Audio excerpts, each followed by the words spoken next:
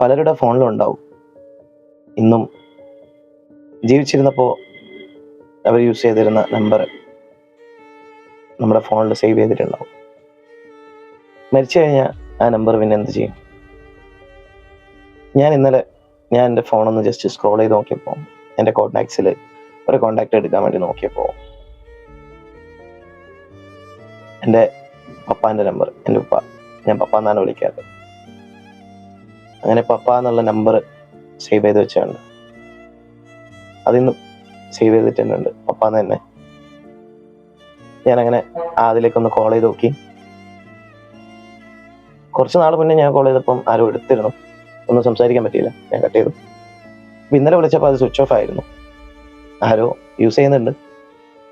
So നിങ്ങളുടെ ഫോണിൽ അതുപോലെ ആരെങ്കിലും നമ്മൾ വിട്ടുപിരിഞ്ഞു പോയ ആരുടെയെങ്കിലും നമ്പർ ഉണ്ടോ?